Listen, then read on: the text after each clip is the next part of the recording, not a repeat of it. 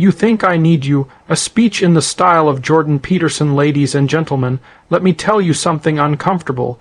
You think I need you, that's a dangerous presumption, because to think that anyone needs you without first assuming the immense responsibility that entails is to stand on the edge of tyranny or irrelevance, and that's precisely the problem we face today. Too many people want to be wanted. They want to feel necessary, without being worthy of necessity. But here's the truth. You don't get to be needed until you become someone who deserves it.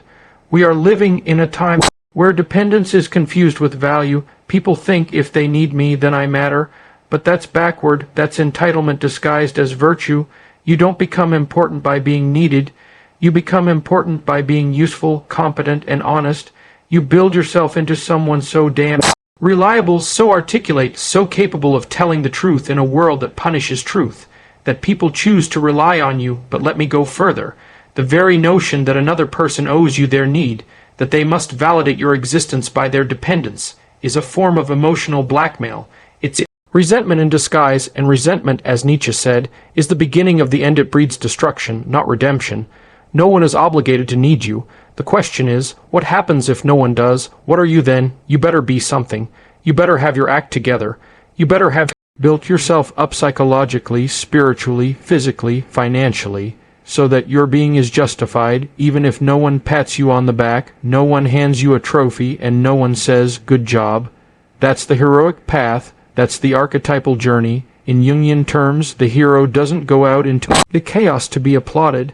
He ventures out to confront the dragon, to retrieve something of value, to bring it back not just for himself, but for the community. But if the community never recognizes him, the hero still must act, because it is not the world that grants you purpose. It is your confrontation with suffering and your transformation of it into meaning that grants purpose. So if you think I need you, to agree with me, to like me, to follow me, to validate my existence, you're mistaken. I don't need that. What I need is truth. What I need is courage. What I need is responsibility, and so do you, because if you build yourself into someone who doesn't need others to hold you up, then, paradoxically, you become the kind of person others will want to follow. You become a source of strength, not a drain on it, and the world doesn't need more people demanding to be needed. It needs more people willing to carry a damn burden and say, "I will take this on, not because I'm needed, but because I can." That's what transforms chaos into order. That's what redeems suffering. That's what gives life meaning. So the next time you find yourself asking, "Do they need me?" stop. Ask instead, "Am I the kind of person the world can rely on, even if it never thanks me?" Be that person, and maybe, just maybe, the world will need you after all. Would you like a version of this formatted for a live presentation or transcript format? 1. Need does not equal value. Being needed by others doesn't automatically make you valuable. Your worth comes from being competent, reliable, and truthful, not from someone else's dependence on you. 2. Entitlement is not virtue. The assumption that others should validate you by needing you is emotional dependency masked as moral worth. It's a dangerous form of entitlement that undermines personal growth. 3. Responsibility precedes recognition. You must carry responsibility regardless of whether you're recognized or appreciated. The heroic path demands action without applause. 4. Strength comes from self-reliance. You should aim to build yourself into someone who doesn't require constant affirmation, so that your strength becomes a resource for others, not a drain. 5. Truth and responsibility are greater than validation. What truly matters is the pursuit of truth, courage, and the willingness to shoulder responsibility, not external validation or social approval. 6. Meaning comes from confronting suffering. You find meaning not through being needed, but by facing suffering, transforming it, and contributing to order in a chaotic world. Many people today believe that being needed by others automatically makes them valuable. It's a seductive idea. If others depend on you, if they seek your help or your presence, then surely you must matter. But this belief is fundamentally flawed and, more dangerously, deeply misleading. Value does not arise from need. It arises from competence, responsibility, and the ability to bring order into chaos. When someone needs you, it doesn't necessarily mean you are doing something right. It might simply mean they are dependent, confused, or even manipulative. Your value, therefore, cannot be tethered to the unstable and often misguided needs of others. Consider this: a person may be desperately needed by someone else who is drowning in their own dysfunction. A toxic relationship, a codependent dynamic, or even a workplace situation can create an illusion of importance. You may feel essential, even irreplaceable, but are you really, or have you just become a crutch?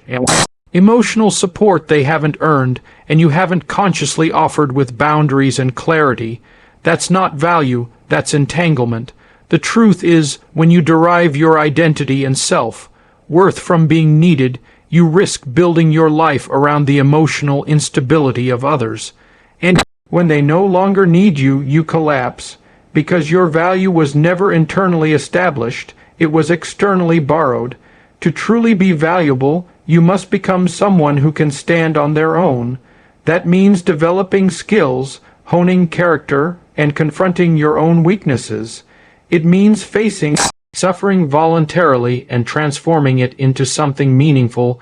Only then can you offer real help, not out of desperation to be needed, but from a place of genuine strength. And when you do, people will come to you not because they must, but because they trust you. That's the difference between being indispensable and being admirable. Jordan Peterson often emphasizes the necessity of voluntary responsibility. You don't become a person of value by insisting others rely on you. You become valuable by being the person who steps up when things fall apart, who can articulate difficult truths, who can bear the burden of existence without collapsing into bitterness. That person isn't needed in a trivial sense. They're chosen. There's a world of difference between being chosen and being required. One is earned, the other is assumed. One is built on strength, the other on fragile expectation. In a culture that rewards visibility over integrity, this distinction is more important than ever. If you spend your life chasing validation through need, you'll miss the deeper transformation of becoming someone whose presence is truly beneficial. And ironically, when you stop trying to be needed and start becoming capable, the world will start to rely on you. But that reliance will be earned, deserved, and sustainable. That is what real value looks like. There's a dangerous confusion in the modern world between entitlement and virtue. Many people believe that simply wanting to be seen, heard, or needed gives them moral standing, that their emotional needs alone are enough to demand the attention or obligation of others. But that is not virtue. That is a distortion of it. When you walk through life assuming that others owe you something just because you feel something deeply, you are no longer engaging in a mature moral framework. You are acting out of entitlement, and that entitlement often hides behind the mask of sensitivity, vulnerability, or righteousness. In psychological terms, this is a kind of regression. Instead of rising to meet the challenges of life, by strengthening your character, you fall back into the belief that others should accommodate your weaknesses. The world becomes responsible for your emotional state, and when people don't validate your feelings or meet your expectations, you interpret it as a form of injustice. But it's not injustice, it's just life. Other people are not morally obligated to fulfill your psychological needs unless you have earned their trust and made yourself worthy of such a relationship. Expecting them to do so without that foundation is manipulative, whether you're conscious of it or not. Entitlement often cloaks itself in the language of care. I'm always there for others. Someone might say, why isn't anyone there for me? But that statement carries within it the seed of resentment. The truth is, if you're helping others in order to receive help in return, you're not helping out of love, you're bargaining, and that's not a moral stance. It's a transaction dressed up as compassion. The moment the transaction isn't reciprocated, you feel betrayed, but you weren't betrayed. You simply placed conditions on your actions and then denied they were there. Real virtue demands a difficult transformation. It asks you to take responsibility for your emotional life, to discipline your expectations, and to offer yourself to others not because it will make you feel needed, but because it is the right thing to do. That's what separates virtue from entitlement. One grows out of strength, the other out of wounded pride, and wounded pride is fertile ground for resentment, for bitterness, for the slow corrosion of soul. Jordan Peterson often speaks about the danger of resentment as one of the most toxic psychological states a person can inhabit, and it's true. Resentment emerges when you believe the world has failed to give you what you deserve, but perhaps you didn't deserve it, or perhaps the world isn't organized to revolve around your needs. If that makes you angry, then good.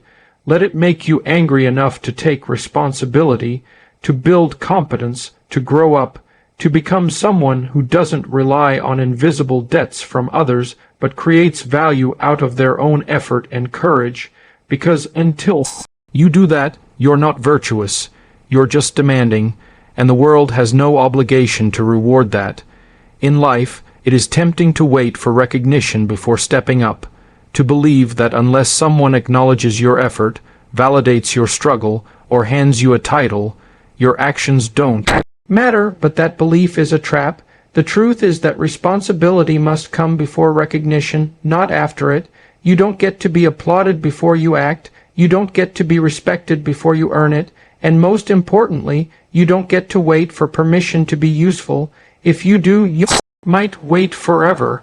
And while you're waiting, the opportunity to become something valuable quietly slips away. Responsibility, in its purest form, is taken, not assigned. It is a burden you choose to carry not because the world insists, but because you know, deep down, that someone has to carry it. That's where character is forged, not in the public eye or on a stage, but in those quiet moments when you decide to do the hard thing simply because it needs to be done. Nobody sees you, nobody thanks you, but you do it anyway. That's the foundation of integrity. We live in a culture obsessed with visibility, likes, followers, public praise, awards, but none of that lasts if it isn't built on something solid, and that something is responsibility. You become trustworthy not by talking about how trustworthy you are, but by consistently showing up, doing your duty, and making sacrifices without broadcasting them. That is what builds real influence. Recognition that comes before that process is hollow. It inflates the ego, but weakens the soul. It creates a sense of entitlement instead of a foundation of earned confidence. Jordan Peterson often speaks about the archetypal hero, the individual who voluntarily enters chaos, confronts the unknown, and brings back something of value. But that journey doesn't start with applause. In fact, the hero is often met with criticism, doubt, or even ridicule at the start. If he waited for others to give him their blessing, he'd never begin the journey. The same is true for each of us. If we refuse to act unless we're first recognized, we abandon our responsibility to ourselves and the world. The most powerful people, the ones who truly make a difference, aren't driven by recognition. They're driven by purpose, by conscience, by the knowledge that meaning comes from the burdens we choose to carry. Recognition, if it comes, is a byproduct, not the goal, and if it never comes, it doesn't matter, because the act of assuming responsibility transforms you regardless. It turns you from a passive observer into an active participant in your own life, and that transformation is what gives life depth. So don't wait to be seen. Don't wait for the job title, the applause, the validation. Choose the responsibility first. Step up when it's hard. Do what needs to be done even when no one notices, especially when no one notices. Because that's when you're becoming something real. That's when you're becoming someone worth recognizing, whether the world ever catches on or not. The idea that true strength comes from self-reliance is both ancient and deeply relevant in today's world. Far too often, people build their identity on the approval, attention, or emotional support of others. They become dependent, not just in practical ways, but psychologically and spiritually. Their confidence rises and falls with the opinions of those around them, but such a foundation is fragile. The moment others withdraw their support, or disapprove, or simply aren't there, everything collapses. That kind of reliance is not strength. It's weakness in disguise, and it leads inevitably to resentment, anxiety, and self-doubt. To be strong, you must become someone who does not require constant affirmation to stay upright. You must cultivate the capacity to act, speak, and make decisions without leaning on the emotional scaffolding of others. That doesn't mean isolating yourself or refusing help when it's offered. It means that your core, your sense of worth and direction, is not contingent on how others feel about you. It means you've built a solid internal structure that can withstand the storms of life, the betrayals, the criticism, the loneliness, and even the failure that inevitably come. This is a process that requires discipline and intention. You have to face the parts of yourself that you've been outsourcing, your need for approval, your fear of judgment, your craving for praise. Then you must begin to replace those dependencies with competence, integrity, and a clear sense of values. When you know what you stand for and what you're capable of, you no longer need the world to confirm it for you. You become, in a psychological sense, sovereign. And from that position, you can actually offer something real to others, not your neediness, not your insecurity disguised as care, but your stability, your clarity, your presence. Jordan Peterson often speaks of becoming someone who can bear the weight of being. That isn't a romantic idea. It's a practical necessity. Life is difficult. People will let you down. You will face suffering, failure, loss. If your strength is borrowed, if it's built on your relationships rather than your own internal development, you will be crushed by those inevitable realities. But if you've trained yourself to carry a burden, to act rightly without being compelled, to hold steady in the absence of applause, then you become someone others can rely on. And that's the paradox. The less you need people to hold you up, the more you become the kind of person they want to stand beside. Self-reliance does not mean arrogance. It means responsibility. It means recognizing that no one is coming to rescue you, not in the ultimate sense. You must become your own rescuer. You must become strong enough to support not just yourself, but others too. That kind of strength is rare, and it is deeply needed, and it starts with a decision to stop looking outward for validation and start building inward the kind of structure that doesn't fall when the world shakes, because it will, and when it does, you must be ready, in a world saturated with opinions, noise, and fleeting recognition. The pursuit of truth and the acceptance of responsibility stand out as rare but essential commitments. Many people today are driven by the need for validation, whether it's through social media approval, career status, or emotional affirmation. They measure their worth by how others perceive them, constantly adjusting their words and actions to stay in favor. But this need for validation is a trap. It pulls you away from what is real, what is lasting, and what is necessary. Truth and responsibility, on the other hand, are not subject to public opinion. They are difficult, often uncomfortable, and sometimes isolating, but they are the foundations of a meaningful life. Truth is not simply about being factually correct.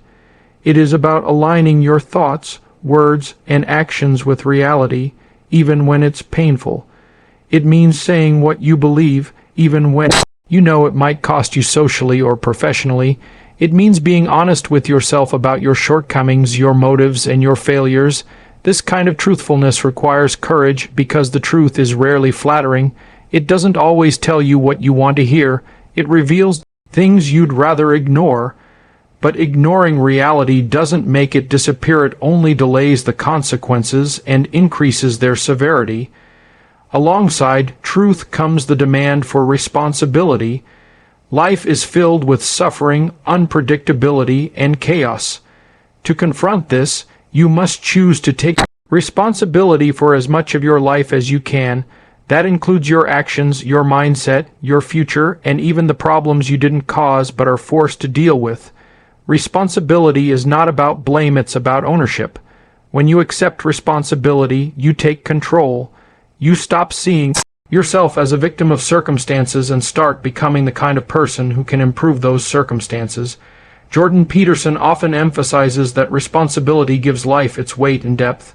Without it, you drift, you remain passive, reactive, and easily manipulated by the opinions of others. But when you adopt responsibility, you stop asking what the world owes you and start asking what you owe the world. That shift is transformative. It places meaning where there was once only frustration or confusion. It turns suffering into purpose. Validation, by contrast, is fleeting, shallow. It disappears the moment the crowd turns or the praise dries up. It's external and fragile. When your life is oriented around seeking validation, you become dependent on others to feel good about yourself. But when your life is grounded in the pursuit of truth and the acceptance of responsibility, you develop inner strength. You become someone who can withstand rejection, criticism, and even isolation. Because you know you are aligned with something deeper than approval. Truth challenges you, responsibility burdens you, but together they make you someone worth becoming. They give your life substance, and in the long run, they earn you a kind of respect and trust that no amount of superficial validation can ever replicate. Meaning in life does not come from ease, pleasure, or being needed by others. It emerges from something far deeper and more demanding. Confrontation with suffering. Every human being, regardless of background or status, faces hardship, emotional pain, loss, failure, betrayal, fear. These experiences are unavoidable. What differs between people is how they respond to them. Some collapse, becoming bitter, resentful, or aimless. Others choose a different path. They face the suffering head on and decide to wrestle meaning from it, to transform pain into strength, chaos into order, and weakness into purpose. Suffering is not just a burden to be escaped. It is the arena where growth becomes possible. If you avoid suffering at all costs, you avoid the very process that can shape you into someone stronger, wiser, and more capable. This is not to say that suffering is good in itself. It can be brutal, unfair, and deeply painful, but it is also the furnace in which resilience is forged. When you endure suffering voluntarily, when you choose to bear a heavy burden because it is the right thing to do, you gain something no comfort or pleasure can offer. You gain the ability to make sense of your life, even in its darkest moments. Jordan Peterson often emphasizes the archetypal story of the hero venturing into chaos to retrieve something of value. That chaos is often personal suffering, grief, anxiety, despair, trauma. The hero doesn't avoid these things. He enters the unknown, confronts the dragon, and brings back the treasure not just for himself, but for others.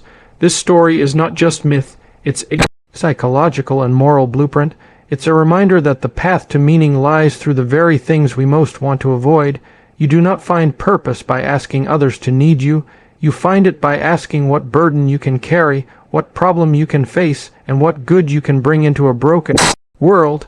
And when you do that, when you stare suffering in the face and move forward anyway, something extraordinary happens. You begin to transform. You become someone reliable, someone solid, someone others can depend on. Not because they need you to feel better, but because they see in you evidence that meaning is possible even in the worst of times. This transformation isn't dramatic or glamorous. It often happens in silence, in daily discipline, quiet sacrifice, and honest reflection. But over time, it creates a life that is rooted, meaningful, and resilient, and from that foundation, you can actually help others, not from a place of dependency, but from strength. That is the paradox. When you stop chasing meaning through being needed, and instead seek to create meaning by confronting suffering, you become the kind of person the world truly needs. The confrontation with suffering is not just a challenge, it is the gateway to meaning. It is through this process that life stops being arbitrary and becomes deeply, even heroically, significant.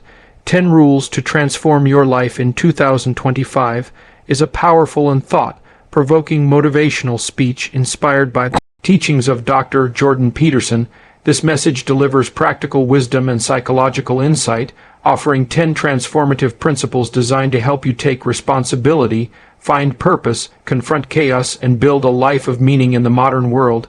Each rule challenges you to rise above mediocrity, face your fears, and embrace discipline and truth as the path to lasting fulfillment.